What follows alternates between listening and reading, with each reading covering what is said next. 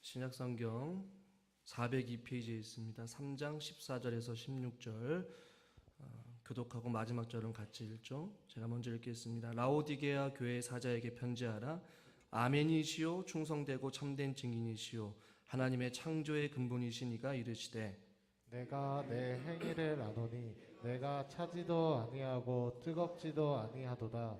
내가 차든지 뜨겁든지 하기를 원하노라. 같이 읽죠. 내가 이같이 미지근하여 뜨겁지도 아니하고 차지도 아니하니 내 입에서 너를 토하여 버리리라. 아멘. 주일 오전 예배에 나오신 여러분들을 환영하고 축복합니다. 옆에 있는 분들과 인사합시다. 잘 오셨습니다. 환영합니다. 축복합니다. 여러분, 하나님 말씀에 보면 풀은 마르고 꽃은 시들지만 영원한 것이 있죠. 여러분, 무엇입니까? 풀은 마르고 꽃은 시들지만 주님의 말씀은 영원합니다 라고 말씀을 우리가 듣잖아요. 성경을 보면 지금껏 변하지 않는 것 중에 유일한 것은 바로 하나님의 말씀인 줄 믿으시길 바랍니다. 근데 말씀을 보니까요, 하나님의 말씀도 영원하지만 한결같이 우리 사람의 어떠한 마음도 시대를 막론하고 언제나 똑같았다라는 것이에요. 구약의 시대나 신약의 시대나 과거의 사람이나 오늘날 살고 있는 저와 여러분의 어떠한 모습들도 별 다를 차이가 없다라는 것이에요. 한결같이 사람의 마음이 똑같음을 우리는 발견하게 돼요. 우리가 아시아에 있는 7교회의 말씀을 살펴보면서 오늘은 마지막 교회를 이제 우리가 접어들게 되었는데요.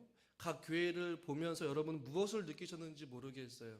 우리 교회와 상관없고 또 시대와 다른 어떠한 동떨어진 교회의 모습을 우리가 살펴봐서 무슨 유익이 있겠느냐라고 생각할 수도 있겠지만, 교회를 향한 하나님의 아버지의 마음, 그리고 그 당시나 지금이나 현실과 또한 상황과 어떠한 모습들은 다른다 할지라도 그 예수님을 믿는 교회 공동체라는 것은 동일하고 진리를 믿고 그 안에서 믿음 생활을 하는 그러한 모습들은 동일하기 때문에 각자 교회의 상황과 또한 장점, 그 다음에 칭찬, 그 다음에 예수님의 책망, 권면을 우리가 살펴보면서 우리 교회의 모습을 진단하고 우리 자신들의 모습도 살펴보면서 우리 교회가 하나님 보시기에 기뻐할 만한 교회로 우리가 갔으면 좋겠다라는 취지를 가지고 말씀을 나눴어요. 오늘 우리가 읽은 이 본문을 보시면 마지막으로 라오디게아 교회가 나오고 있거든요. 이 교회의 모습을 잘 살펴보시기 전에 먼저 우리가 이해되어야 할 것이 있어요. 무엇이냐면 이 지역의 상황과 특징들을 우리는 먼저 알아야 돼요. 성경에는 우리가 기록되어 있지 않지만 당시 어떤 문화적, 상황적, 정치적, 종교적 배경을 보면 조금 이 교회를 이해하는 데 있어서 더 유익할 거라고 생각되어집니다. 사회적으로 특징이 있다면 무엇이냐면 이 라오디게아 교회는 상업과 행정의 중심지였어요. 이 세 갈래의 도로가 교차하는 이 교통의 요지이기 때문에 교통도 발달되어 있고 통신도 발달되어 있는 아주 중요한 위치에 있는 교회였단 말입니다.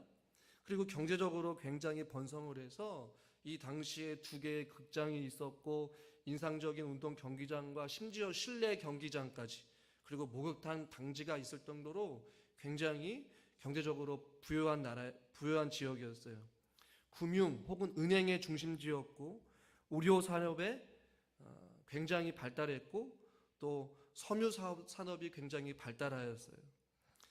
의료 사업, 즉 안과 의술에 굉장히 진보가 있었던, 안약을 만들었던 그러한 지역이었고, 윤기나는 흑색 양보를 가지고 이 옷을 굉장히 품질이 우수한 옷을 만들었던 지역이 바로 이 라오디게아 지역입니다.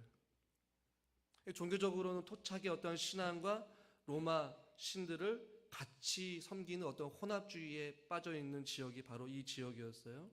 제가 이것을 말씀드린 이유는 나중에 살펴보겠지만 이 라오디게아 예수님께서 책망하실 때에 하신 말씀과 관련이 있기 때문에 그래요. 다른 건 다 잊어버려도 라오디게아의 특징은 우선 금융이 발달됐다. 그리고 옷감이 굉장히 좋았다. 그리고 의료의 중심이 되어 있고 눈과 관련된 안약이 발달돼 있어서 이 당시에 이 세 가지를 중심으로 이 지역이 굉장히 부유한 도시였어요. 아마 우리가 살펴본 이 지역 가운데 가장 부유한 도시지 않았을까라는 생각을 해보게 됩니다. 그런데 이 교회에 큰 두 가지 문제점이 있었는데 무슨 문제점이냐면 첫 번째로 빌라델피아 교회 마찬가지로 지진의 피해가 있었던 교회였어요. 그런데 이 빌라델피아는 로마 황제의 어떠한 그 후원금을 통하여서 그들이 집을 짓고 교회를 재건하고 했지만 이 라오디아의 지역은 굉장히 부유한 도시라서 자기가 자체적으로 도시를 다시 재건할 수 있을 만한 재정적인 경제적인 풍요로움이 있는 도시가 바로 이 도시였어요. 또 하나 어려움이 있었는데 물 공급이 굉장히 어려웠던 지역이었어요. 이것도 나중에 이제 예수님께서 책망하신 내용 가운데 또 나옵니다. 지진의 피해, 그다음에 물 공급이 어려웠던 지역. 그러나 경제적으로 또 의료적으로 또한 어떠한 삶에 있어서의 풍요로운 삶을 살았던 그 지역이 바로 라오디게아 지역의 사람들이란 말이에요. 그런데 다른 교회들과 특징이 좀 있는데 두 가지 특징이 있어요. 왜냐하면 다른 교회들은 나름대로 칭찬이 있단 말이죠. 예수님께서 교회를 향한 칭찬이 있는데 라오디게아 교회는 책망만 있는 교회입니다. 그리고 다른 교회에는 어떠한 상황, 외적으로든 내적으로든 종교적인 탄압이 있었고 내적으로는 이단이 있었고 유대인의 핍박이 있었는데 유일하게 이 라오디게아 교회는 어떠한 내적인 외적인 고난도 없었고 어떠한 특별한 신앙의 순교가 언급되지 않은 교회가 바로 이 라오디게아 교회입니다. 오늘날 교회와 많이 좀 유사한 면이 없지 않아 있어요. 오늘날도 여전히 교회는 뭐 예수님 때문에 뭐 복음 때문에 그 어떠한 고난을 받는 교회가 있거나 혹은 어떤 순교의 모습을 찾아볼 수가 없죠. 교회가 또 사람들이 많이 경제적인 풍요로움 속에 살아가고 있고 예배를 드리고 있는 그런 모습들이 이 라오디게아 교회의 모습과 조금 흡사하다라고 볼 수 있는 것이죠. 어떤 이러한 배경, 금융과 패션과 의료의 중심지였고 경제적으로 부유했던 나라, 그리고 물 공급이 조금은 어려웠고 그 다음에 또한 지진의 피해가 있었던 이 지역에 있는 라오디게아 교회를 향하여서 예수님께서 말씀하고 있어요. 그 예수님의 먼저 호칭을 들어보면 14절에 이렇게 말씀하고 있습니다. 이 라오디게아 교회에 어떤 호칭으로 말씀하시는지 우리 14절 말씀 같이 읽죠.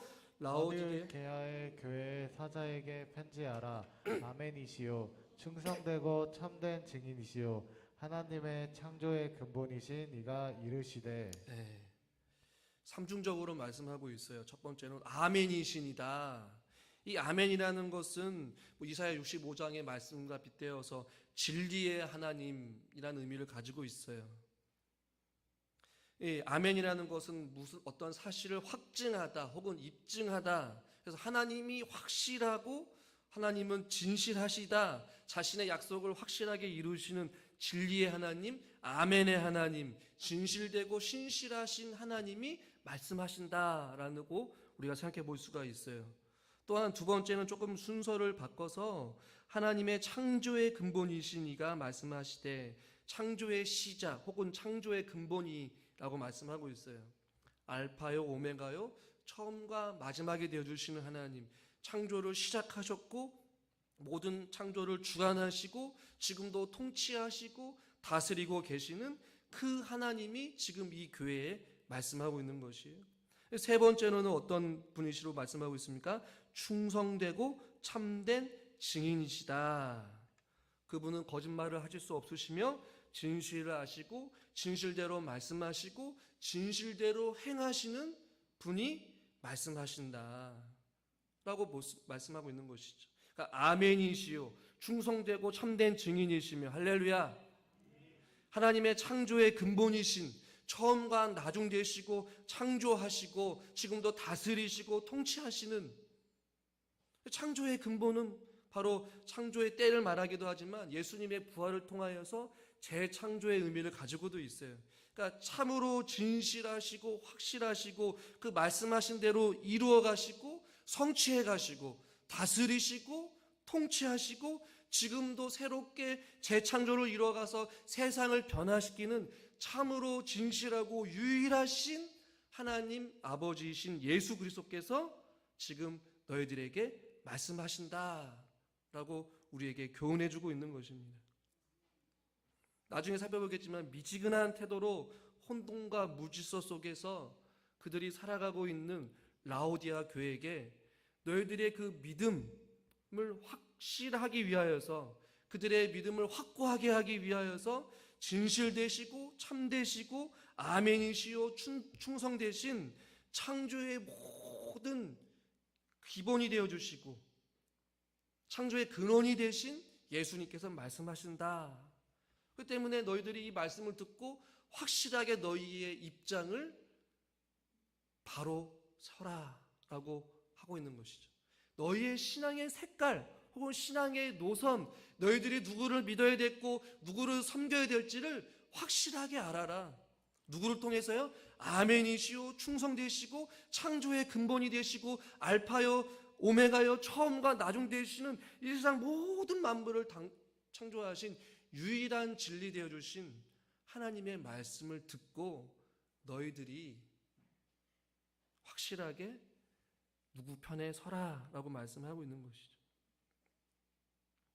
이 라오디게 교회 성도들에게 나타나신 예수님은 오직 예수 그리스도만이 참 진리이시고 유일한 구원자이심을 라오디게 성도들에게 말씀하기를 원하셨던 거예요. 여러분 이 땅 가운데 살아가면서 여러분이 생각하고 있는 진리는 누구이십니까?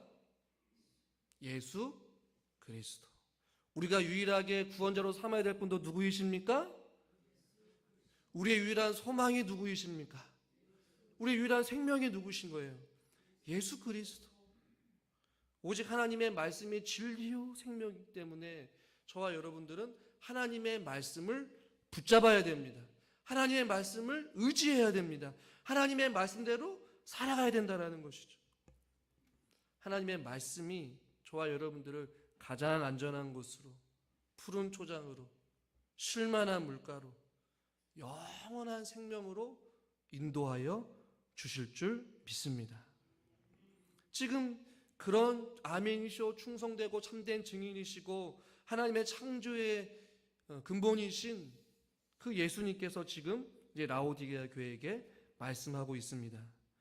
어떤 칭찬도 없이 바로 책망으로 들어가요. 15절 말씀을 한번 읽겠습니다. 15절입니다. 내가 내 행위를 아노니 내가 차지도 아니하고 뜨겁지도 아니하도다. 내가 차든지 뜨겁든지 하기를 원하노라. 아멘. 이 15절 말씀이 참 쉬우면서도 어려운 구절이에요. 차지도 아니하고 뜨겁지도 아니하다. 그래서 제가 오늘 성경에도 제목에도 미지근한 신앙의 위험이라고 말씀을 제목을 삼았어요. 이 미지근하다라는 것이요. 차지도 아니하고 뜨겁지도 아니한 상태. 근데 이것을 조금 노골적으로 유진 피터슨의 메시지 성경에 보니까 차지도 아니하고 뜨겁지도 아니하다는 것을 밍밍하다 이렇게 번역을 했어요. 밍밍하다라는 것이에요.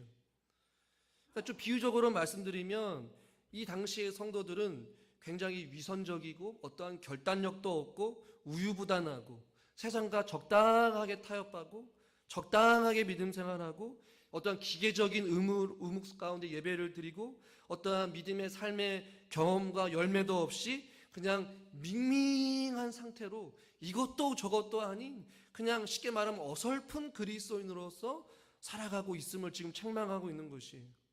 밍밍하다 혹은 또 진부하다, 너희들이 정체되었다 이런 표현이에요.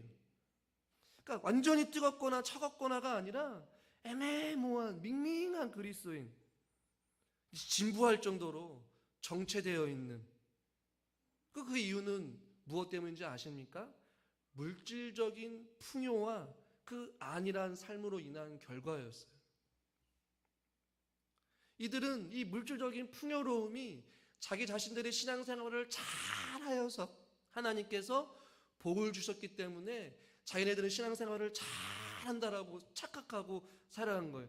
안일주의에 빠진 것이죠. 자기들은 잘한다라고 생각을 하지만 주님은 아니라는 것이죠.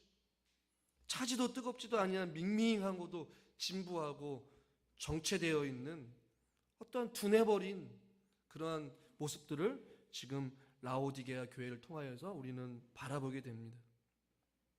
우리의 상태, 우리의 교회는 어떠한가요? 많이 부여롭지는 않을 수도 있겠지만 우리의 마음이 이제 좀 살만하니까 우리의 마음이 좀 둔해지거나 미지근해지거나 좀 진부해지거나 혹은 정체되거나 혹은 영적인 깊은 침체에 빠졌거나 적당히 믿음 생활하거나 그냥 우유부단하게 생활하거나 그냥 기계적인 예배를 혹시라도 드리고 있는 분은 아마 한 분도 없을 거라고 저는 믿습니다. 아멘을 안 하시네. 그렇게 믿고 싶어요. 이 물질적인 풍요와 이 안일한 우리의 삶을 저와 여러분들은 각별히 경계해야 돼요. 이 세상과 적당히 타협하면서 세상과 하나님을 동시에 섬기며 사랑하는 그러한 모습들이 라오디게아 교회 성도들에게 있었다는 말이죠. 그리고 주님은 그것을 분명하게 진단하시고 말씀하세요. 차지도 아니하고 뜨겁지도 아니하다. 어떤 학자들은 이것을 그렇다면 예수님께서는 우리가 뜨거워지기를 원하느냐 아니면 차가워지기를 원하느냐 이 둘 중에 하나를 선택해야 되는 거냐 이렇게 생각하는 사람들이 있어요. 존 스토트라는 사람은 이렇게 이야기를 합니다. 자막을 보시면 예수 그리스도께서는 우리의 열기가 식어 미지근하게 맛없는 상태가 되는 것보다는 펄펄 끓거나 얼어붙기를 바라신다. 이렇게 번역을 했어요. 그러니까 우리의 열기가 식어서 미지근해지거나 맛없는 상태, 열매 없는 상태, 모양만 있고 능력은 없는 그런 상태가 되기보다는 펄펄 끓거나 얼어붙기를 바라신다. 그러니까 심지어 그냥 차라리 이 불신자처럼 돌같이 굳어버리는 게 차라리 더 나을 정도로 그렇게 예수님이 라오디게아 성도의 그런 밍밍한 모습들, 진부한 모습들, 정체되어 있는 모습들을 보기 싫다라는 것이에요. 다음 주에 살펴보겠지만 11절에 보십시오. 내 입에서 너를 토하여 버리겠다 라고 할 정도로 꼴 보기 싫다라는 거예요. 차라리 아주 차가워져서 차라리 불신자와 같은 그런 삶을 살아가라. 이렇게까지 강하게 표현하는 느낌도 들어요. 주님께서는 우리들이 차가워지기를 원하는 것이 아니에요. 신앙에 있어서 우리들이 어떤 분명한 입장, 태도를 가지고 우리가 믿음 생활하기를 원하시는 요구인 거예요. 14절, 15절에 내가 차든지 뜨겁든지 둘 중에 하나 양자택일을 하라라는 그런 의미가 아니라 너희들이 신앙에 있어서 분명한 어떤 입장을 가지고 너희들이 확실하게 믿음 생활을 해라 라고 지금 우리에게 권면하고 있는 것이죠. 교회가 각 개인이 무엇을 따를지를 분명히 하라라는 것이에요. 노선을 확실하게 정하라는 것이에요. 우리의 정체성, 우리의 소속, 우리의 마음을 정하라는 것이에요. 여러분 하늘에 속한 사람입니까? 땅에 속한 사람들입니까? 하나님의 자녀입니까? 세상 사람들의 자녀입니까? 여러분 빛의 자녀입니까? 어둠의 자녀들입니까? 목사님 저는 회색 분자예요. 어떨 때는 빛의 자녀이고요. 어떨 때는 적당히 어둠 속에서 묻혀있는 신락 같은 빛을 가지고 있는 빛으로 숨겨지고 있는 그런 사람 아니에요. 그리스도인들은 당당하게 소금이면 소금이고 아니면 아닌 거예요. 빛이면 빛이고 어둠이면 어둠이라는 것이에요. 할렐루야. 그러니까 주님은 그것을 요구하고 있는 것이에요. 너희들이 지금 빛도 아니고 어둠도 아니고 애매하다라는 것이에요. 너희들이 누구 편에 설 것이냐. 신앙의 색깔을 확실하게 하라는 것이죠.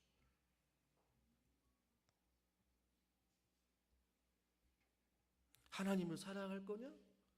세상으로 사랑할 거냐? 주님을 섬길 것이냐? 돈을 섬길 것이냐?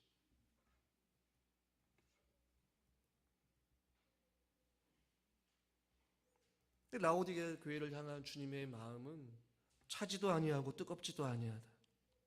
우리가 오늘날 코로나 이후에 오늘날 그리스도인의 모습을 너무나도 잘 반영하고 있는 모습이 아닐까라는 생각을 해보게 됩니다. 이것도 아니고 저것도 아니고. 그러나 바울은 로마서에서 그리스도인들을 향하여서 로마 교회 성도들을 향하여서 이렇게 권면하고 있습니다. 로마서 12장 11절 말씀 같이 한번 읽겠습니다. 부지런하여 게으르지 말고 열심을 품고 주를 섬기라. 열심을 품고 주를 섬기라. 할렐루야. 한번 따라합시다. 열심을 품고 주를 섬깁시다. 이것이 조금 다른 번역본을 보면 좀 더 다르게 번역이 되어 있어요. 새 번역이나 우리말 성경 번역본을 보면 성령으로 뜨거워진 마음, 성령으로 마음이 뜨거워져라 라고 지금 바울은 말씀하고 있거든요. 또 쉬운 성경을 번역 보니까 성경으로 달구어진 마음. 여러분의 마음, 저의 마음은 어떨까요? 주님의 성령으로 아주 뜨거워진 마음입니까? 성령으로 달구어진 마음입니까? 영적으로 이 불기운이 활활 타오르고 있는 마음입니까? 바울은 로마 성도들 향하여서 열심을 품고 주를 섬기라. 성령으로 뜨거워진 그 마음으로, 그 달구어진 마음으로 뜨겁게 주님을 섬겨라. 이렇게 권면하고 있거든요. 아마 주님이 라오디게 성도들을 향하여서도 너희들이 차든지 뜨겁든지 신앙의 노선을 분명하게 전하여서 열심으로 성령으로 다시 한 번 더 뜨거워져라. 너희들이 예수님을 처음 믿었을 때에, 십자가의 은혜를 경험했을 때에, 구원의 은혜를 경험했을 때에 너희들이 눈물을 흘리며 가슴을 통회하며 하나님을 사랑하고 주를 위해 살겠노라고 다짐했던 그 헌신과 그 열정과 그 사랑을 다시 한 번 더 불같이 타올라라. 할렐루야. 아멘에 이게 힘이 없으셔요. 할렐루야. 네. 성령으로 저와 여러분의 마음이 뜨거워질 수 있기를 주님의 이름으로 축원합니다. 여러분, 우리가 예수님을 향한 사랑으로 활활 타오라야 한다는 것이에요. 예배를 드릴 때, 찬양을 할 때 이 사모하는 마음, 또 간절한 마음, 목소리를 다하여서 힘을 다하여서 기도를 드릴 때에도 가난하고 상한 심령으로 간절히 기도하는 것이죠. 그럼 기도합시다. 주님, 꺼져가는 우리의 기도의 불씨를 다시 한 번 더 타오르게 하여 주시옵소서. 주시옵소서. 밍밍한 이 진부한 우리의 신앙생활을 내려놓게 하여 주시고 우리의 마음을 다시 한 번 더 일으켜 세워 주시옵소서. 이 통계학적으로 코로나 때도 부흥한 교회들이 있어요. 그 부흥한 교회의 특징은 무엇이냐면 결국에는 기본으로 돌아가 예배의 소중함을 알고 더 어려울 때일수록 모여서 예배하고 모여서 기도하고 말씀 앞으로 돌아갔다라는 것이죠. 여러분, 저와 여러분들이 다시 한 번 더 살아나기를 원합니다. 다시 한 번 더 깨어나기를 원합니다. 다시 한 번 더 일어서기를 원합니다. 다시 한 번 더 우리의 마음이 성령으로 뜨거워지고 주님의 성령의 능력으로 달구어지고 이 영적인 그 기운이 다시 한 번 더 충만하여져서 우리가 주님 앞에 너희들이 차지도 뜨겁지도 아니한 그런 밍밍한 신앙이라고 책만 받는 것이 아니라 너희가 정말로 열심으로 예배를 드리고 열심으로 주를 섬기고 열심으로 나를 찾고 있구나 라고 그렇게 주님 앞에 칭찬받는 저와 여러분이 될 수 있기를 주님의 이름으로 축원합니다. 여러분의 신앙의 노선을 바르게 정하십시오. 그 안일한 신앙으로부터 우리가 다시 한 번 더 정신 차리고 깨어나 우리가 주님 앞에 바로 설 수 있는 우리 모두가 될 수 있기를 주님의 이름으로 축원합니다. 하나님 아버지,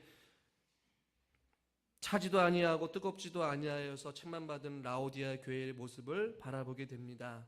하나님, 오늘날 우리의 삶 속에 하나님께 주신 은혜로 말미암아 우리가 정말로 풍요로운 삶을 살고 있는데 행여나 우리도 이 신앙에 안주하여서 안일하게 믿음 생활을 하고 있는 건 아닌지 우리 자신들을 돌아보게 하여 주시고 다시 한 번 더 우리의 심령이 뜨거워지게 하여 주시옵소서. 성령으로 뜨거워진 마음, 성령으로 달구어진 마음, 열심으로 주를 섬길 수 있는 주의 거룩한 백성들이 되게 하여 주시옵소서. 예수님의 이름으로 기도드리옵나이다. 아멘.